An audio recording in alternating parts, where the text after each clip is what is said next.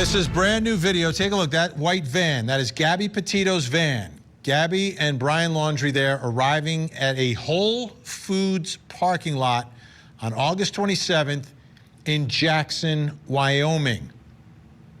There they are. Now, from the van, you'll see they get out and keep an eye on it. Take a look at the body language. How are they walking together? Does it look like they're getting along? It looked like he kind of slammed the door there to me, but that's just my opinion. Is this someone who is angry at this moment? I still don't see Gabby, but I see Brian Laundrie here. Goes to the back, puts on a hat to cover up his balding head, and here comes Gabby around the side.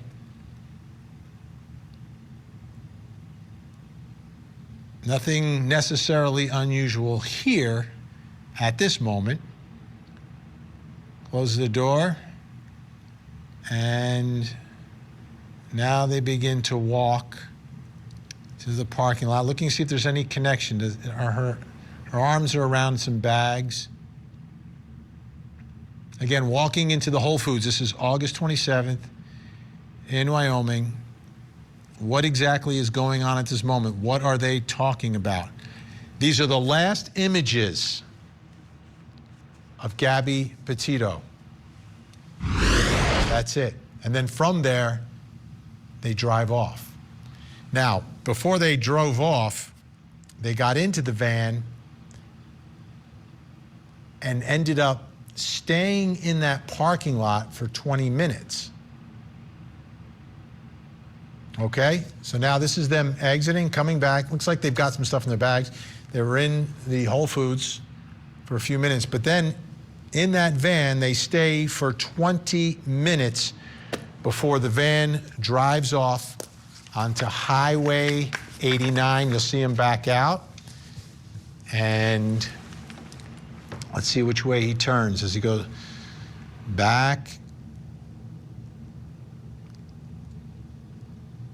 And now drives. I'm just looking, trying to look into the windows to see if we see any proof of life of Gabby Petito.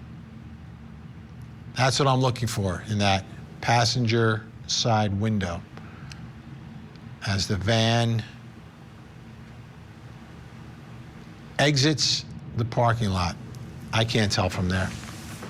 I can't tell. Took a closer look today, I still couldn't tell. I want to show you a timeline because it's really significant here, okay? Really significant relative to this new piece of information, trying to figure out when Brian Laundrie actually murdered Gabby Petito.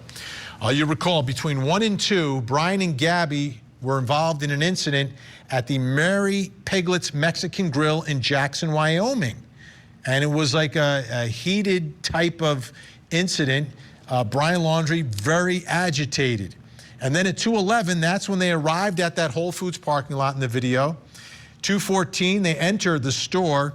2:30, they returned to the van, but it's not until 2:53 that the van pulls out. What's going on for 20 minutes inside that van? And then it's around 6 o'clock that the YouTubers, Jen and Kyle Bethune, pass the van in Spread Creek Dispersed Camp area. They later post that video online during the search efforts for Gabby. But what happened in those 20 minutes? Is it possible that that's when this murder occurred? Let me bring back in Joseph Scott Morgan, who is with us, Jacksonville State University. What are your thoughts? Is it possible that that 20 minutes inside the van, I mean, it's just after this little blow up that happened, or big blow up that happened at the restaurant. They go straight to Whole Foods, go in for a few minutes, and then sit in the parking lot for over 20 minutes. Yeah, you know, that van, we've seen interior views of it, you know, over a period of time, below these many months, and it's kind of a cramped space.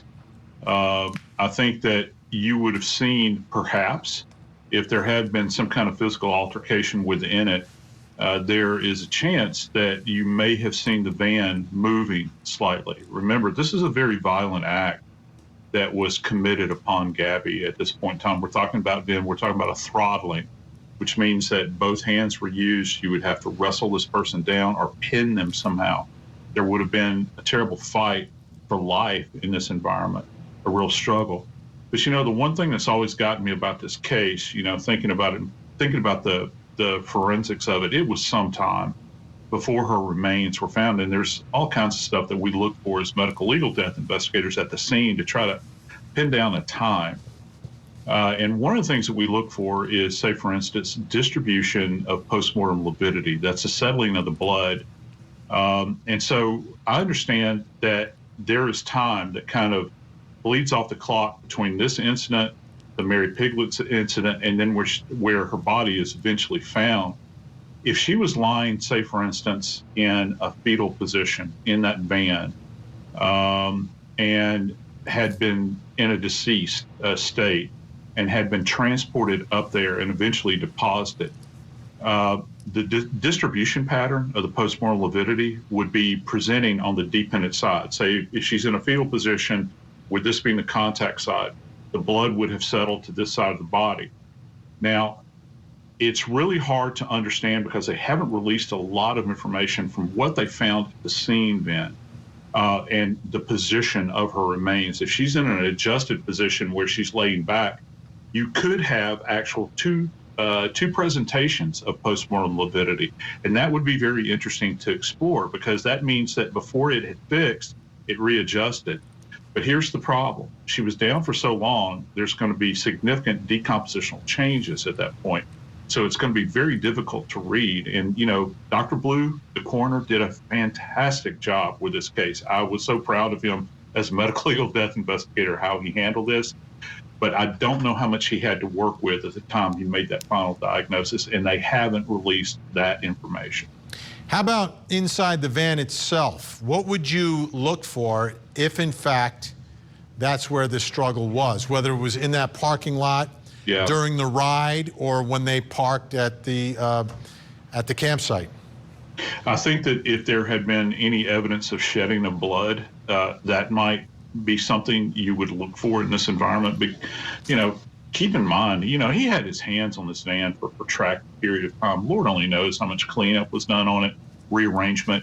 Again, I talked about perhaps if within this context, this that you're putting forth, if there was the potential that there was some type of physical altercation there, you would think that maybe items were broken in there, perhaps broken cups, any kind of crockery that was in there, things that are disrupted. But he would have had time to have made adjustments to that in her absence within this environment. So I think that that's certainly something to take into consideration. I want to play Nina Salih Angelo, a traveler who was at the Mary Piglets, who posted on Instagram about what she witnessed from Brian Laundrie. Let's take another listen. She was hysterically crying, and she walked out, and she was crying, and she was staying on the sidewalk, and I was watching the whole thing unfold. He walked back in like 4 more times to talk to the manager and to tell the hostess off. So what are your thoughts about what we saw in the new video now, which is a little bit time afterwards from this Mary Piglets incident? Do you see anything in the body language, the way they're walking? Did anything jump out to you about what was happening at that moment as they're going into the Whole Foods? I think probably the thing that stands out to me, and no, I'm not a behaviorist, one of the things that I've seen over the years, I go back to Chris Watts, for instance. There was that image of him up on the front porch, and he was self-soothing, where he's got his arms wrapped around himself, and he's kind of moving his hands about up and down his arms, infamously. In this case, it looks as though she's kind of contracted like this. Maybe they, why are your arms crossed like this? I think is a grand question here, and something that behaviorists would be better equipped to explore. But this idea that she's kind of tightly hugging herself, and it almost seems when she walks around the van, here. Right there, though, I just saw Brian Laundrie slam that door. Yeah, I hate to jump on you there, Joseph, but I just saw it again. No. I was like, wow. No, you're right. No, you're right. He did, and it was with great force that he did that. It wasn't. It was not simply. It appeared he slammed it. He did, in fact, slam it, and maybe to make a point, maybe to bully her in some kind of way. But, when they walk back around, she seems like she tries to get into his space. He's got his back turned to her. He's not giving her attention. Her arm goes up behind him. You think that, maybe she's just there to try to get his approval, to try to patch things up. He leans there. He's going to stuff his hands down in his pockets, and then he's going to walk away, kind of leaving her in his wake as he moves away. They're moving toward the camera, and here she is. She's almost hugging herself, as if she's, they've just gone through some kind of argument, a verbal altercation. I think that's kind of a tell, Vic. Absolutely.